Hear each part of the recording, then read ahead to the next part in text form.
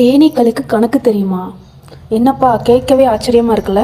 ஆமாம், நமக்கு தான் மேக்ஸ்னு சொன்னாவே ஜுரம் வரும். ஆனால் ரொம்ப சிறிய உயிரினமான தேனீக்களுக்கு பேசிக்கான கணக்கு தெரியும்னு ஆராய்ச்சியாளர்கள் கண்டுபிடிச்சிருக்காங்க.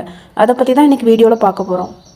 தேனீக்கள் ரொம்ப சின்னதாக இருந்தாலும் அதோட அறிவுத்திறன் அறிவியலாளர்களையே திகைக்க வச்சிருக்கு. ஒரு தேனீயின் மூளை 1 மில்லிகிராமுக்கும் குறைவு. சொல்லப்போனால் ஒரு கடுகின் பாதி அளவுக்கு தான் இருக்கும்.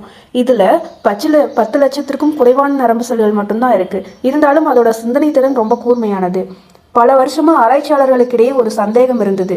தேனீக்கள் உண்மையிலேயே யோசிக்குதா இல்லை வெறும் பார்வை அடையாளங்களை வச்சு முடிவெடுக்குதான்னு.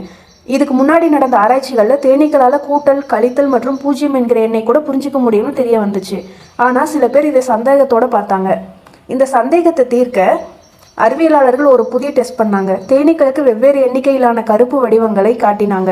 அதோட எந்த வடிவமும் இல்லாத ஒரு வெற்று திரையை காட்டி அதுதான் 0 அப்படின்னும் காமிச்சாங்க. கரெக்டாக சூஸ் பண்ணால் இனிப்பு தண்ணீரும், தப்பாக சூஸ் பண்ணால் தண்டனையாக எதுவும் தராமலும் டெஸ்ட் பண்ணாங்க. இந்த ஆராய்ச்சியோட முடிவில் என்ன தெரிஞ்சது தெரியுமா? தேனீக்கள் வெறும் சிம்பலை மட்டும் பார்க்கறது இல்லை, உண்மையிலேயே எண்ணிக்கையை புரிஞ்சுக்கிட்டு தான் அது முடிவெடுக்குதுன்னு ப்ரூவ் ஆச்சு. இதனால தேனீக்களுக்கு அடிப்படையிலேயே நுண் சிந்தனை திறன் இருக்குதுன்னு அறிவியலாளர்கள் சொல்றாங்க. இயற்கையில இந்த திறன் தேனீக்களுக்கு ரொம்ப உதவுது. அவை பூக்களின் இதழ்களை எண்ணி எந்த பூவில் அதிக தேன் இருக்கும்னு ஞாபகத்துல வச்சு கரெக்டான உணவை தேர்ந்தெடுத்து வாழுதுங்க.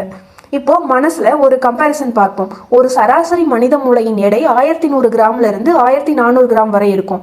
இதுல 8600 கோடி நியூரான்கள் இருக்கு. மனித மூளையோட கம்பேர் பண்ணா தேனின் மூளை ரொம்ப ரொம்ப சின்னது. ஆனா இந்த சிறிய மூளையும் அபாரமான முறையில் சிந்திக்குது. இந்த கண்டுபிடிப்பு ரொம்ப முக்கியமானது. இது செயற்கை நுண்ணறிவு வளர்ச்சி கூட உதவக்கூடும். ஏன்னா ரொம்ப சிறிய உயிரினங்களும் புத்திசாலியா இருக்க முடியும்னு இது காட்டுது. உயிரினங்களின் அறிவை நம்மளோட அளவுகோலால் மட்டும் எடை போடாமல் அவற்றோட தனித்திறமையை புரிஞ்சுக்க முயலணும்.